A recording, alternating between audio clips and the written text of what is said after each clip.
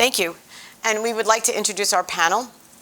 We have Joni Vanderslice of J. Banks, Nancy Price of Nancy Price Design, am I right? Yes. And Teddy and Courtney Garrigan from Coco and Dash, and Chow Coco, thank you. So we have a mix on our panel of designers who have turned retail and retailers who have turned design, who now offer design services, to give you a little bit of a mix of how this works both ways. I'm going to just yell away from this thing because I don't normally turn this way. It's like, okay. But we're going to start with our designers turn retailers. So I'm going to start with Joni at the end. At J. Banks, tell us a little bit about your business and how it's evolved. So J. Banks Design, I have 50 associates, mostly on Hilton Head Island, where we're based.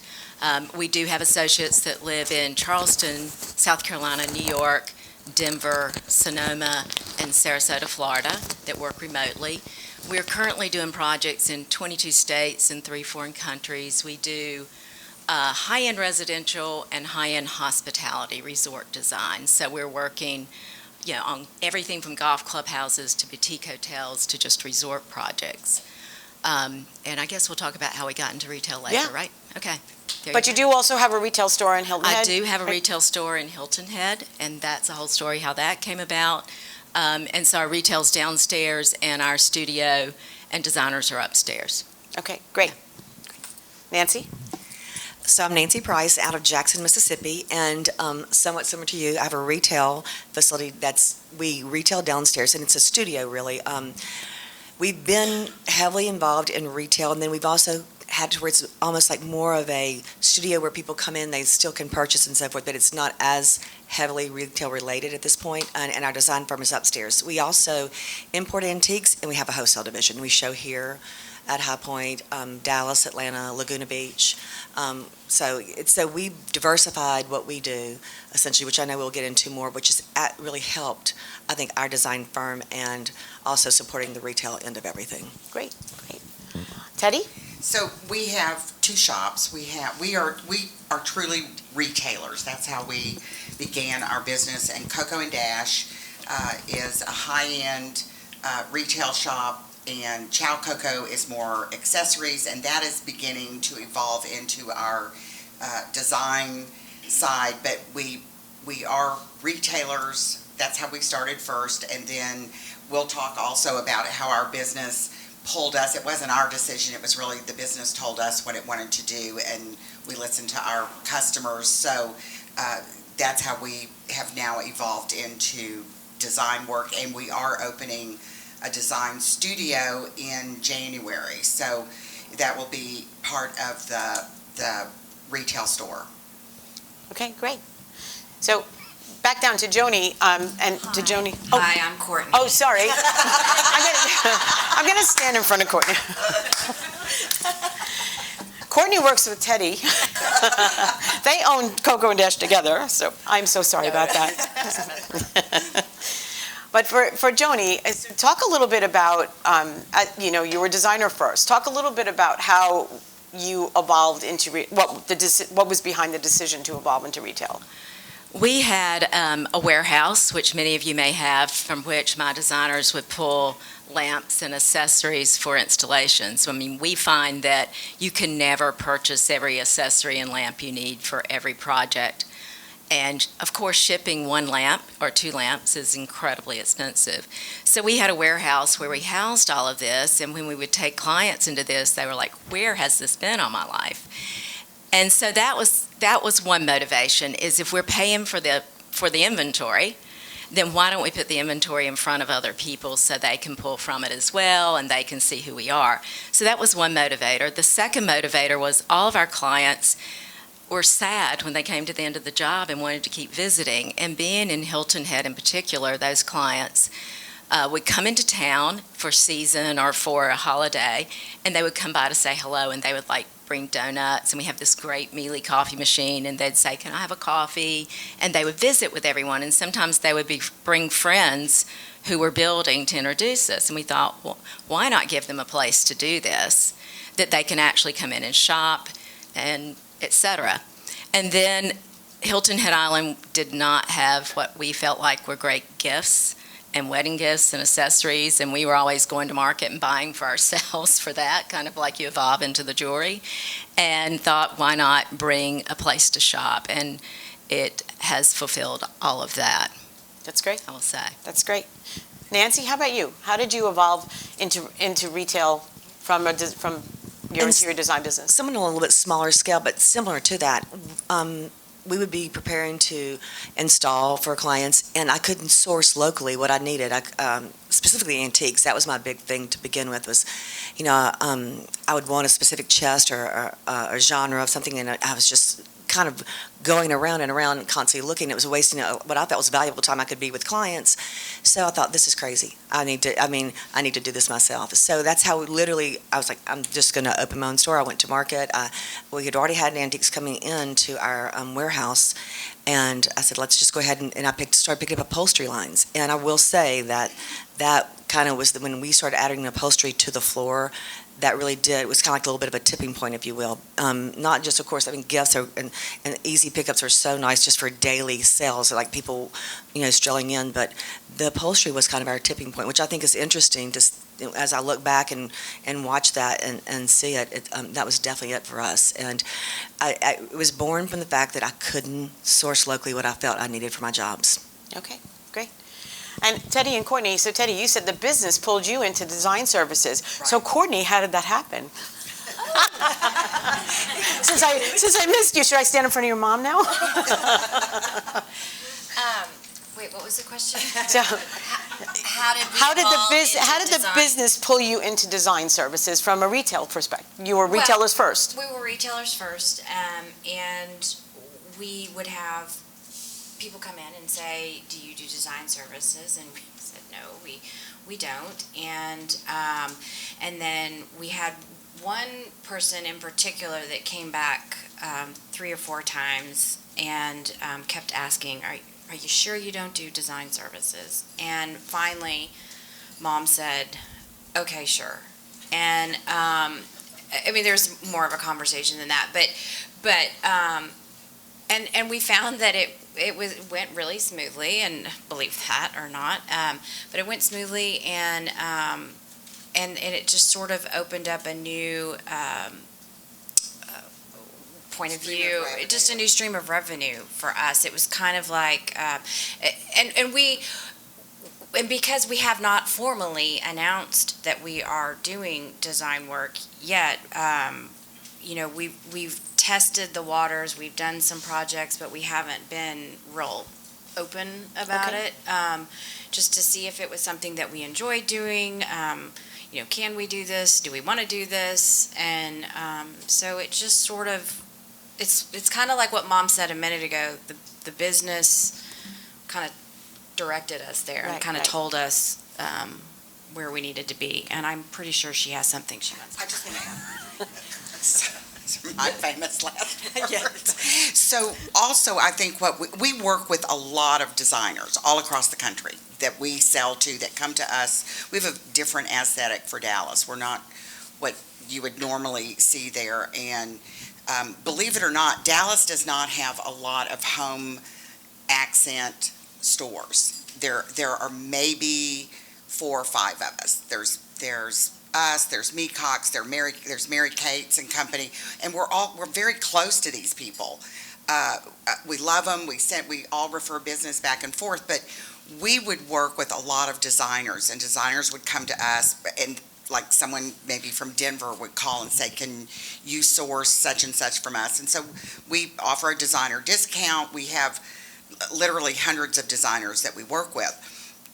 And so one of our concerns, and for those of you who have retail stores who work with designers, I think it's important that you have to have a very clear vision of how you're going to continue to work with your designers and do that design work without getting in their way. And we've always, even before we were doing design work, when if a client of one of our designers would come in, we made it very clear that we did not have design conversations with them. We always said, we know you're a designer, she does beautiful work, he does beautiful work.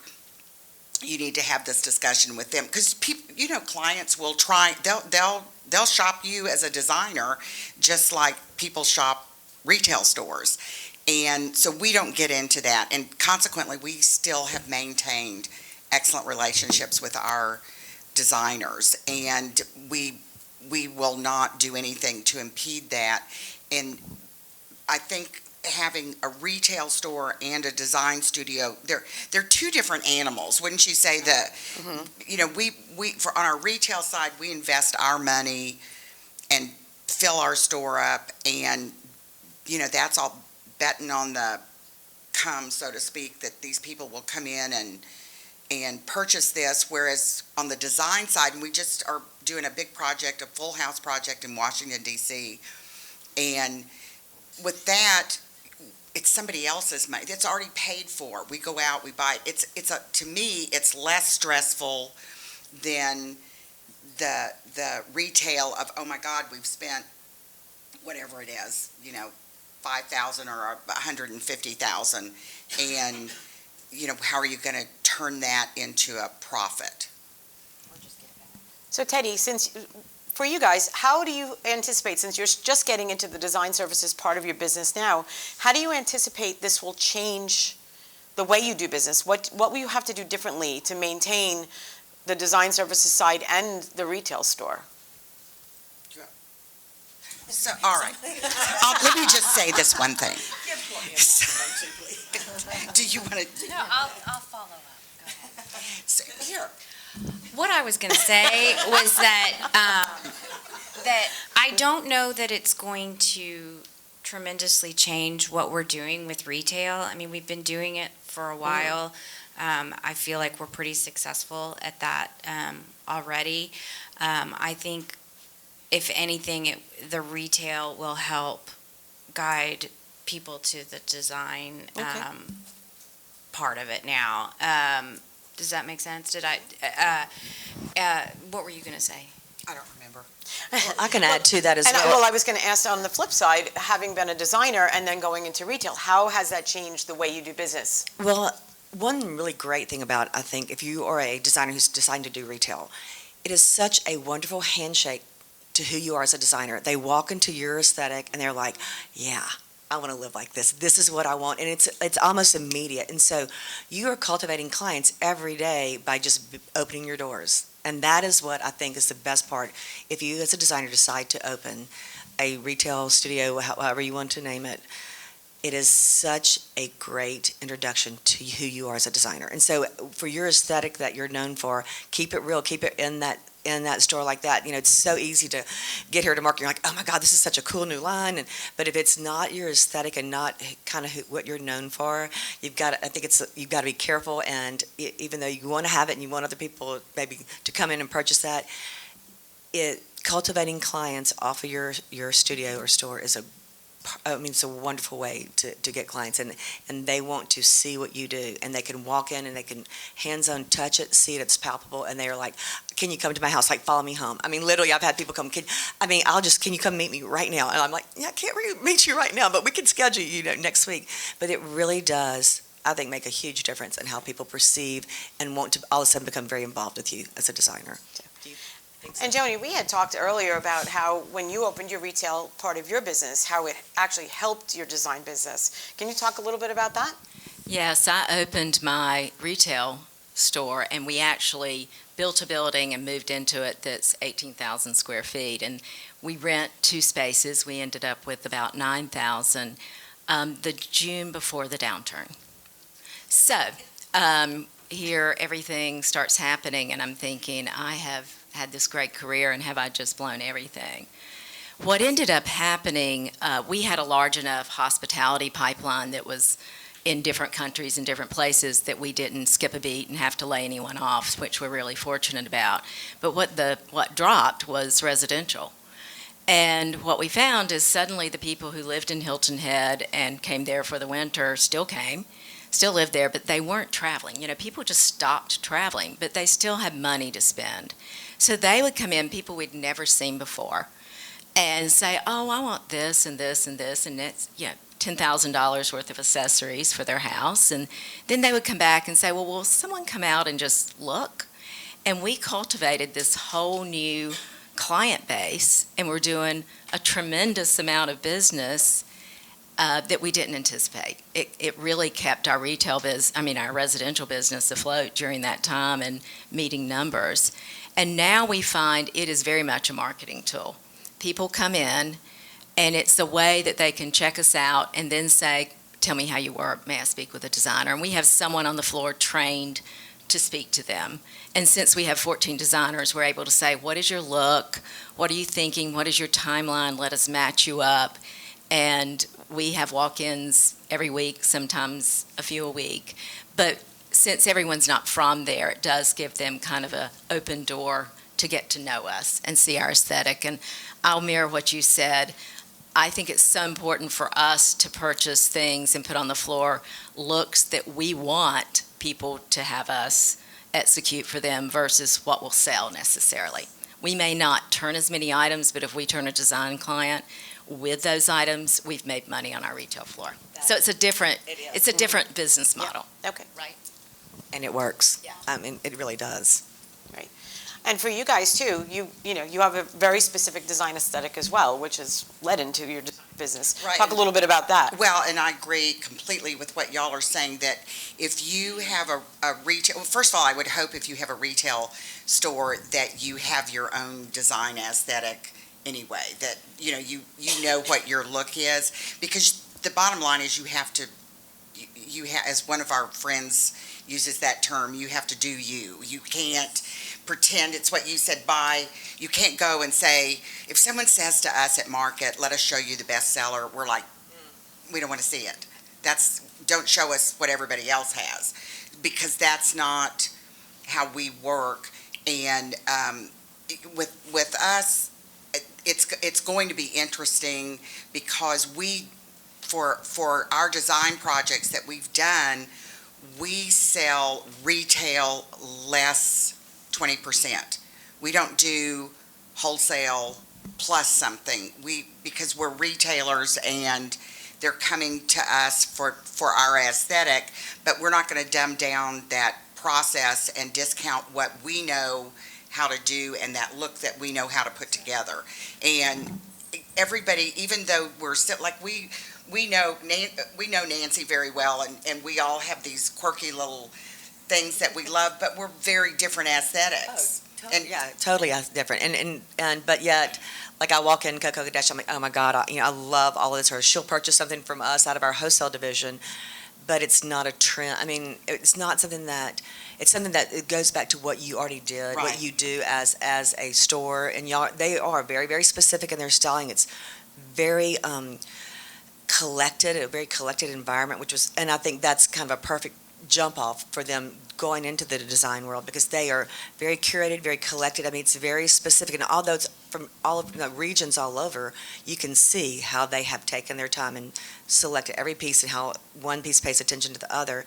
And again, that is so important. I think if you are going to put yourself as a designer and a retailer, you've got to do what you do. I said it 1,000 times, like, stay in your lane, do what you do, however what catchphrase you want to use. But I think it makes a difference, because it does increase your design firms, like it does increase your design jobs. And also, there's a lot of talk, and I don't know if y'all follow some of the, or in some of the interior design chats and so forth, that forums that people talk about different ways to charge. I, like you, we sell it at retail to our clients less with a discount, because I don't want to dumb down my product that we do have in our showroom. Okay. So I think that's something. There are a lot of people who do it where they just charge a percentage above cost. That's not really. It's an expensive proposition to have a retail store. You've got all that overhead. Right. Well, retail and design services are two very different businesses, right? And you're keeping your aesthetic, you're staying in your lane, but they are still two very different businesses. So what types of things have you had to change as far as the staffing of your business, the way you structure some of the things you do, the way you buy your products? What's changing for you, because you now have to focus on two totally separate types of business? We have a staff of 4, and it will not change, Okay. honestly. What? I was nothing. Okay, pay attention. So, yeah, I mean, right now, as of now, because we haven't launched into this, I mean, the plan is, we have two incredible people that have a long history in the industry on multiple levels, and they're indispensable as far as we're concerned, and they They do the backside. they do the backside, but they treat the shop like it's their shop too, and but without the headache at night that keeps us up. You know what I mean? But for once we start the design stuff, I mean that again is just going to be, that'll be Mom and I with the help of them, and we'll see where it goes, and if it grows, and if we want to take on more. I mean, that's not really our jam, so to speak. We have no desire at this point to grow into this big, huge firm and amass a bunch Right. of people. We just, I don't know. Just working girls. We're just working girls. Well, Joni, J. Banks is already a big design Yes, firm with a they're a lot of big people, firm. right? And when you brought on your I retail... didn't plan to do that either. You didn't plan to... But when you brought on your retail store, what were some of the, did you have to hire different types of people? How did that change your staffing and the things that you've done? Well, it changed a lot of things. Of course, we had to have it staffed. You have to deal with inventory, warehouse, all the things. Of course, we had the warehouse, we had the inventory, but just a POS system was something we didn't use before. And then integrating that into the rest of your business is pretty complicated, if I may put it that way. We're changing all of that right now. So by the time you deal with the retail associates being open on Saturdays, how it changed our culture. We had never opened on Saturdays. And then we realized we could become also the experts. So we have seminars and events that allow our designers and bring in other people who are experts and are able to really we sell them out normally and bring on new clients and lots of business that way. That was great. But definitely we had staff and POS and expenses that we did not have before. Our pricing also is different if you purchase in retail than it is if you're a design client. And of course because we have the commercial side, that's one model. Our residential is another model. But even if you're a residential or commercial client, you buy retail minus from our retail store. So with you, we believe that's the way to work. And I'll also mention that I have licensing lines, and so it's an opportunity for us to show our product from our various licensing lines in our studio as well. You got ahead of me a little bit there because that's a later question, but let's talk about that now. So all of you are working on product development, right? And do you see that as an opportunity for showcasing your products and seeing almost seeing how it's received before it goes full on? Oh, yes, actually, we have not announced yet, but we are doing. I just announced for them. We are developing, we're designing Don't tell me a anything. line for a wonderful showroom, I'm not going to say the name, but we're very excited. It's a lot of work. We're taking our time because for us, it has to evoke what our customers come to us for, and that we have retail friends say, where do you think we could get this or that? So it is all product, it is lighting, accessories, and case goods that will work into our retail store. And I do want to say this, that when you were saying that the POS system and all of that. I think what we found in talking to all of these friends of ours who are designers who now, like Julia, who then go into retail, it was a little bit easier for us going from retail to design because we already had all of that infrastructure.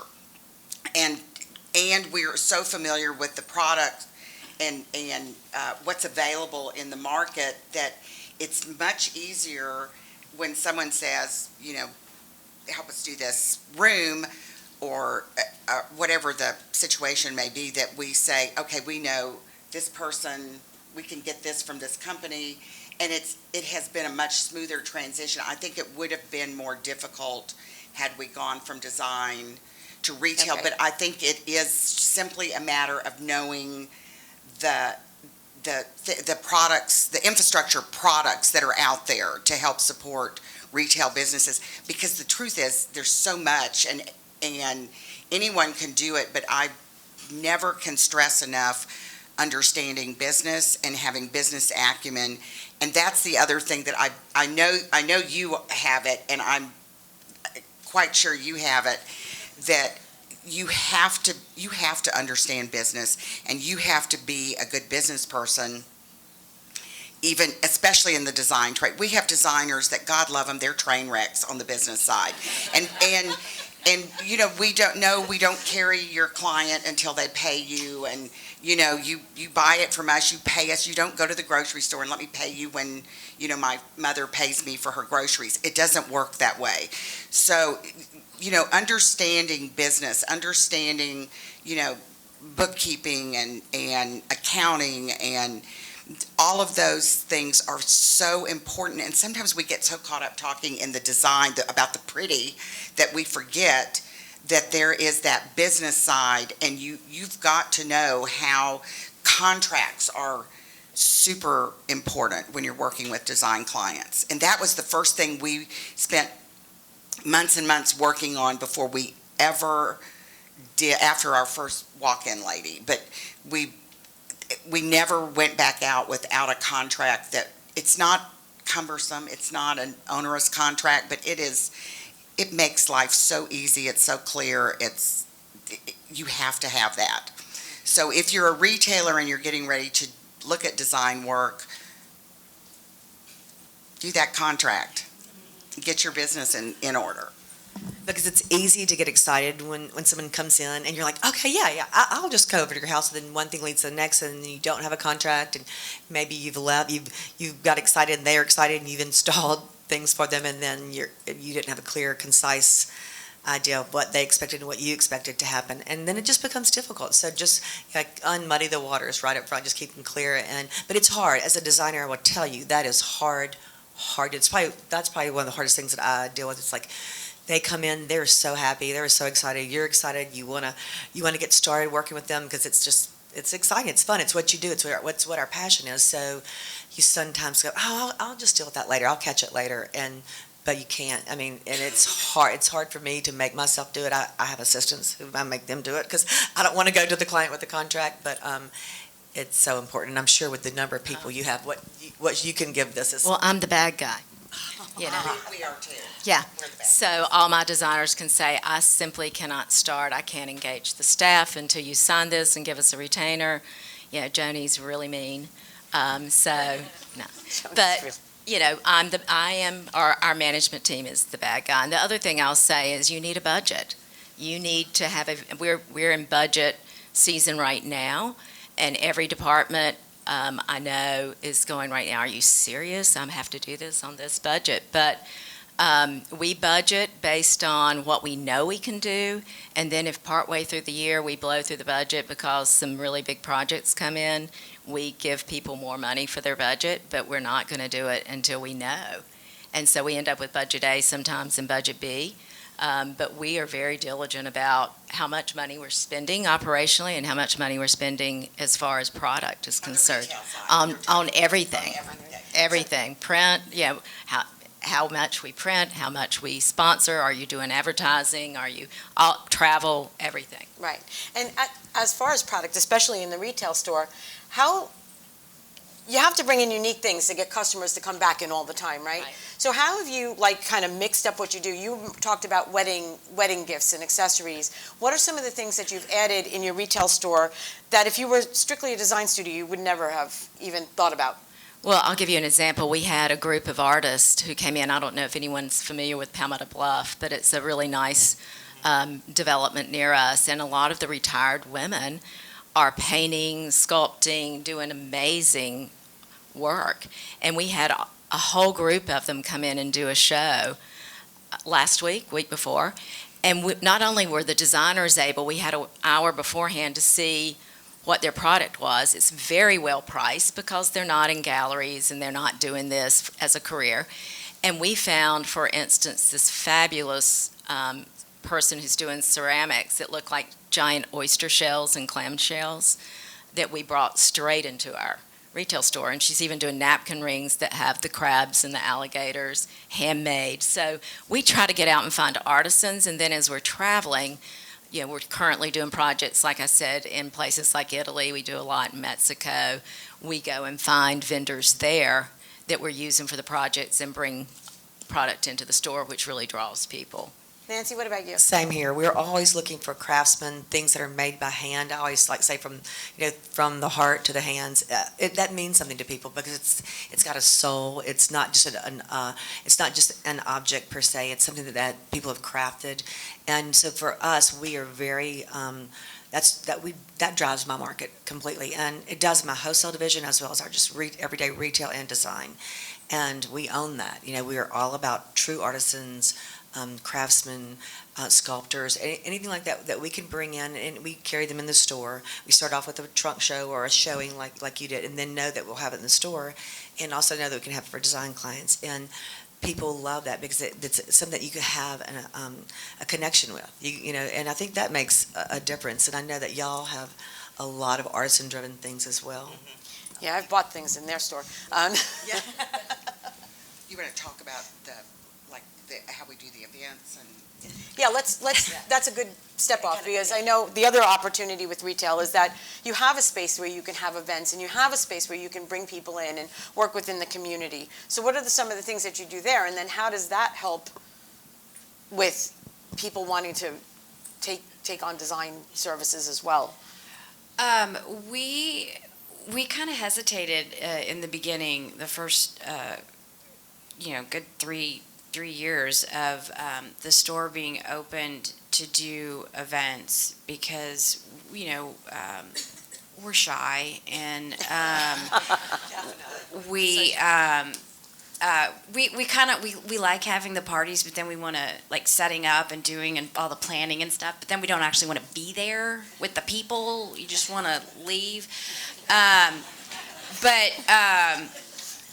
But we said, okay, let's try this, and we started 2 years ago.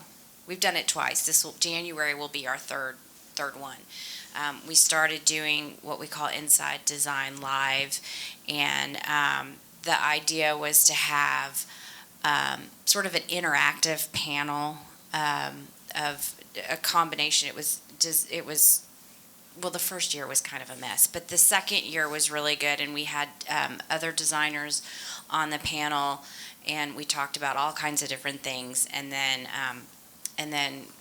actually I just was in the audience with a microphone, believe it or not, and just walking around, and we were having conversations with people in the audience, and allowed them to ask all kinds of things,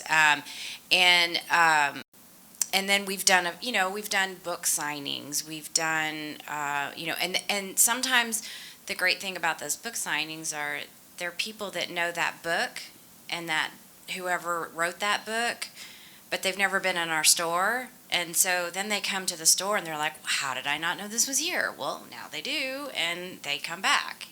So. It's been a good thing for us to do these events, whether or not we want to be there. But yes. But also we get people from all over from Oklahoma that'll come, from Arkansas who'll come for this. We do it. We're careful about the timing. You've got to, we do it. During Dallas Market, we do Inside Design Live. We do it early, at 9 in the morning. It starts. We serve breakfast, and we have a barista, and we don't do alcohol in the morning, and because these people all have to go to market, and then they're out of there by 10:30. And we have visiting. It's not just Courtney and me. We have people who come in, and designers and architects that our customers and designers come to hear these people, and so a lot of good connections are made. And what we love is that someone who may not, like you said, have been in the stores before will come in and they have a good experience. Whether they buy something or not is our goal for customers who come in our store. We want them to have a great experience and be glad they came in. And we have people that'll come in and say, I'm going to decompress before I go pick my kids up from school. I just want to walk around. And we're happy for that. We're glad that they feel like, we're not high pressures. I mean, we really don't walk around with people. We say, hey, let us know if you have questions and leave your money on the counter, come back later. We're good. And we want people to be relaxed and realize why they love to come into a brick and mortar store as opposed to clicking on their computer all the time. Right. Nancy, do you have events in your store as well? We do, and again, that's a great place to introduce yourself as a designer. I mean, y'all are doing it for retail, like right now, or have been in the past. But it's a great time for someone to get to know who you are as a designer. They're experiencing your aesthetic, and they're having an event in your store, in your space, and they're like, I could do this at my house. Oh my gosh, like if I had a room like this at my house, this is what my party would look like. And there again, it helps you to connect with that interior design client, and that's the key. I mean, if that's the reason that you're thinking about opening that store as a designer, it is to cultivate those design clients that you may not otherwise have. So I find it great to have, and we have little intimate parties as well. We'll do like an event for 10 girls, and we'll have a floral designer come in, and they'll. Yeah, there's a little gnat that's flying around. Sorry. Anyway, you see us all going like this. That's why. So we did that recently, and it was really great. So we had a floral designer come in. I procured all the really unique hand-thrown type of pots for the containers, and we did, a chocolate and prosecco, and it was in the evening, and a lot of these were younger girls, and so they were so glad to just get out of the house away from their kids, and they really enjoyed it, and they have been coming back looking for neat containers because they know that those are kind of more of a handmade type of piece, and that's what now they're thinking, okay, I want to invest in those. And then I had a precious couple the other day that bought a beautiful new home, huge, and they're like, yeah, we just need you to come do it. Yes, you do. Yes, you do. I have a couple of things that I'll add to. One is, one of the things I was very particular about when we opened, and I'm sure you have the same thing, is the packaging. How does that package look? And, we referred to the Tiffany package, and anyone who gets a Tiffany box, you're like, yes. And I said, I want this to become like the local Tiffany box, that if someone walks into a shower or birthday party and they have that J. Banks box with the J. Banks ribbon, it's like, yes. And that has happened. But further to that, like I said, we do hospitality, and I'm at a club in Florida. This is 3 years into the retail store, and we have a committee, and there are about 12, 14 people at the table, and we're interviewing to do their club renovation. And one of the women said, first of all, I want to tell you that we had house guests for our member guest, and they brought a present from J. Banks. They lived at Palmetto Bluff or Berkeley or somewhere. And I loved the ribbon and the packaging so much I wouldn't open it for like the first day and a half. And then I opened it, and she told me what it was, and I loved it. And I've already told my husband that we're stopping in Hilton Head on the way back so I can go to your store.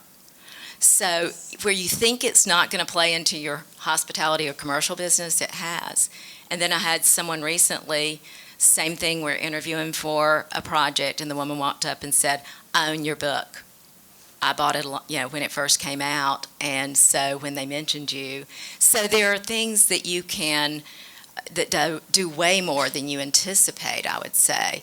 And again, going back to licensing, for us to show that product, show this is something we designed, and to be blunt, you get a royalty on it on top of it. So you get more on that product than you would anything else. It all really does begin to build your brand and work together.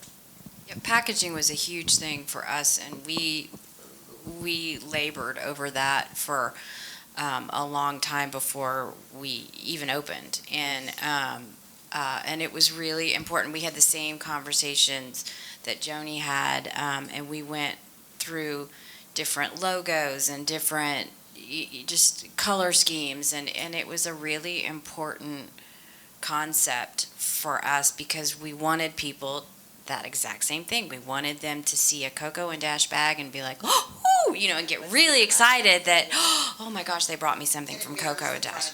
Well, And and it's it's that all was an experience. right. Well, and it was important to us that the bags reflect like what Mom just said.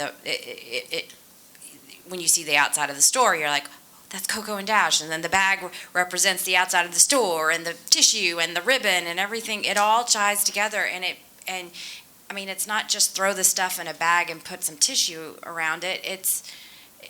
They walk out with that bag. We've had people ask us for extra bags to put other stuff in it, and I'm always like, no, because it may not be for me, and from our store. So it's a huge part of your retail business. People are so visual that we'll have people that, how people drive by down the street, we'll have people say, I saw your awning, or I saw your door handles, and I realized that's your store. Absolutely. Because our name is not like huge all over the place, but it all mirrors that, the look of Coco and Dash, and our door handles are kind of iconic, and so people will say, like, I told my girlfriend to go and look for the door handles that are the ram's heads, and I think they can hear me. So what advice would you have then? So we have to get ready to wrap up. What advice, is the last question for each of you, what advice would you have for somebody who is a designer going into retail or vice versa? So for Joni and Nancy, since you started in interior design and went into retail, what's your best piece of advice that you've learned along the way? Or what did you wish you knew when you started? How's that? That's a good. I think what I said before. You have an aesthetic. Own it. Don't be afraid, and don't get in your own head. And don't it's easy to get here and rethink. Oh, should I go out here and do all these new things that I'm not known for? No, because you have a path that you're on, and so far you're successful, or you wouldn't be considering, adding on a retail store. Do what you do and just hone it, and the branding. And I want to add one little thing back to the branding. I recently, after all these years, got a new logo, did a new website.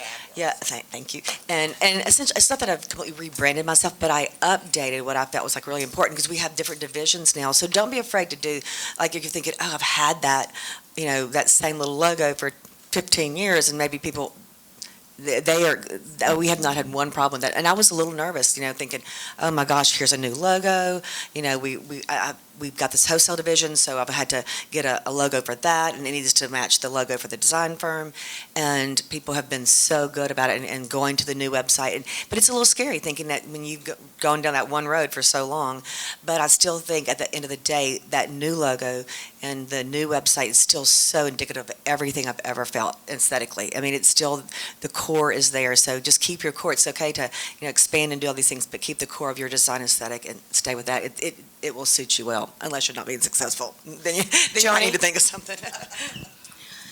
This is just something simple, but when we started again in the retail, our local TV station came to us and said, could we do a show in your showroom every week? And they called it Girl Talk, really bad name, but I was shocked how many people watched that show.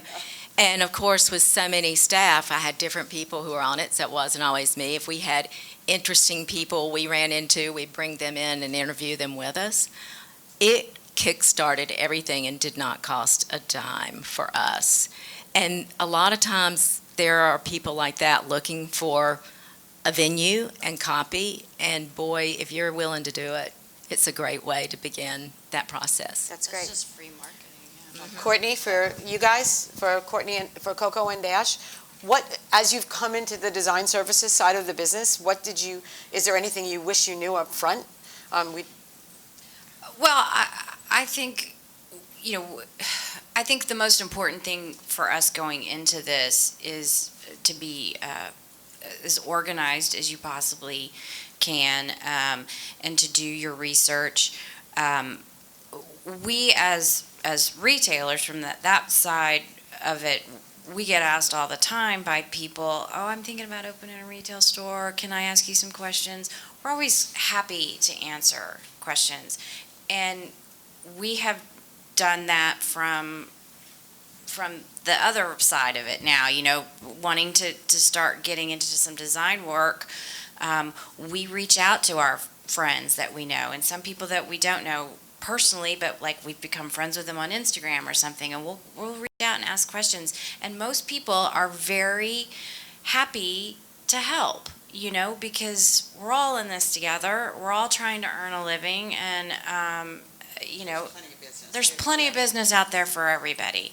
And so for us, that's really, that's my biggest thing, is that we've got to stay organized and do it in the right time that's right for us. Even though we may have people pushing us to do a design, to do design projects for them, we need to make sure we're ready and doing it at our time, on our timeline. And the question piece is perfect, because what we want to do now is open the floor to questions, if that's possible. Did you have something else?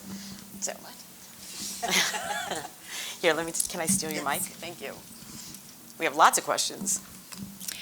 So I'm also just getting started in interior design. I've been kind of flipping my own houses for years, and my husband was finally like, okay, go spend someone else's money. But what I'm starting to see is our local shops that are probably the mom and pop shops, they want to kind of keep everything in-house, and they're not quite as generous with their commission fees for design. So I'm thinking, my idea isn't a huge 18,000 square foot store. My idea is kind of my own little pop-up shop where maybe I don't even have an employee there to man the desk, but I have a smattering of things, and people can come and see, sit on that sofa, feel that, because I think that's one of the hard things with custom is they're like, well, why would I buy that? But they don't realize that sitting on this chair versus sitting on, a nice plush down cushion that's what you can't communicate when they're looking on Wayfair or they're doing all these things. So, my question is, if you're starting small, like real small, did any of you have experience with starting small, or did you all just go right out into this huge store with lines and lines and lines? And how did you go about sort of getting your feet wet without diving into huge commercial loans and things like that? Essentially, my husband's a builder. So we did a lot of development, and I did all the design work. And so I'm kind of like, where you're flipping your own houses, we were doing, and we were selling large spec homes and custom work. So I started off, my store, it's in a beautiful old part of the design district in Jackson, Mississippi, and the store had been there since the 1920s. I fell in love with it, and I was like, I'm going to take this small spot and make it work. And so it's not huge. So at first it was just myself and one other person part-time. So I was doing all my design work and she was assisting me. And if somebody came in, we would both help them, because it was essentially like, that was over 20 years ago. So it was a small, and we just kept cranking away. And then one day you'll need two people there. And don't be afraid to start off small. You don't have to necessarily start off with the 20,000 square foot. Put a footprint to who you are, and people get to know that, and then you can expand upon it. The more successful you become in design and your aesthetic, then you can expand upon it like that. We started, our first shop was about 1,100, under 2,000 square feet. Yeah, it was, under 2,000. The one thing, if you can do it, that I would urge anyone to do, and probably because we're in Dallas and real estate, we believe the internet is not the big disruptor of brick and mortar, it's real estate development. Because when you don't own your own building, you're working to pay the guy who's going to keep raising the rent. And so if you're because you own your building, we're trying to buy a building, we're trying to find a building in Dallas. It's very difficult to find something. And that's our goal. But I would also say, my advice would be, we're totally self-funded. Fund what you can afford.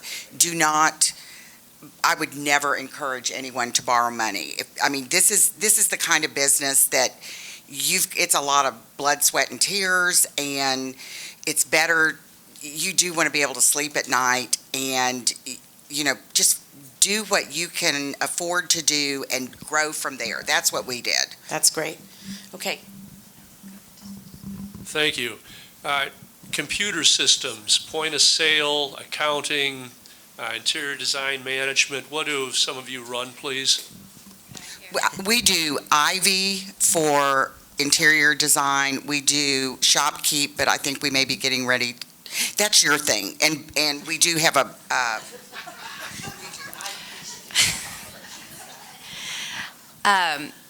Yeah, so we started with ShopKeep and have done that. We're still using ShopKeep, and I'm not trying to bash ShopKeep here at all. They're a wonderful POS system. Just because we're making this transition, we kind of need to do some bigger things than what ShopKeep can do. And so we're about to switch over to, oh my God, I just went blank. Just a second. What's the big one? Shopify. We're about to switch to Shopify, and for a number of different reasons, but also just to throw out some other really good resources very quickly. Bench accounting, for those of you who don't do numbers. Bench accounting is great for small business, and they make my life so much easier, our lives. And then also, I will suggest Gusto for payroll things. Do you use Gusto? Yeah, Gusto. Literally, all I do is punch in my 2 employees. I punch in their hours. It calculates everything, and it does. I mean, it does it all. And then they interface with bench accounting, and taxes are just magically done. That's awesome. It's wonderful. So we have time for one more question. That's a lot of pressure. I know. I have a choice between 2. Okay. Okay. Maybe this. Oh, I can't decide. Okay. So we have a retail store and we're designers, and I started as a designer and became a retailer. I've never advertised whether or not I'm a designer in the store. Because I felt weird about it, like alienating other designers that might come and shop with us and that sort of thing. But now I feel like, why was I like that? And it's time to sort of do that. How do you advertise within your store that you are a design firm behind the retail? Because you wouldn't know walking into ours. We just sort of have had our day person, which is when we usually get the question, talk about it if they were asked, like tell the story. But we're thinking about putting sort of like a little board that shows like what we're working on, sort of as like a hint, without being like, hi, I don't know. Thoughts? Yeah, the boards. Yeah, Nancy says she does that. I mean, the name of my company is J. Banks Design Group. It's kind of obvious that we do design, but in order to entice people when they come in, we literally have a big screen TV that loops our jobs, our projects. I have a orphanage in Tanzania, and so people want to know what's happening there and see the kids, especially after a visit. Whatever, if we have press, if we have something new that we carry that's in a magazine. And so the people just stand there and watch it, but it's a great way to sell what you've done for design. I'm the same way. My name's on the awning, so that they definitely know. But I mean, you definitely need to promote yourself and intrigue people when they come in. I have lucite trays that we keep with different jobs going on that are downstairs, like on the table when you walk in, and we use that. That's got a really amazing sunlight at that particular table. So we also use that downstairs to check colorations and so forth. But have some things out there that are interesting that people can come in and pick up and hold and see and so forth and know what you're doing. But don't be afraid to advertise what you are at all. That's great. So I would like to thank our panel. We really are out of time, but I think will you guys stick around for a few minutes to take questions afterward? But I'd like to thank our panel, Courtney and Teddy Garrigan from Coco and Dash, Nancy Price from Nancy Price Interiors, and Joni Vanderslice from J. Banks. You guys have been awesome. Thank you so much. We'd also like to thank Universal Furniture for giving us this wonderful seminar space to have this great conversation. There's lunch in the Universal cafeteria right after, so you can stick around for lunch and a couple of, and something to drink. And our ladies will stay here for a few more minutes.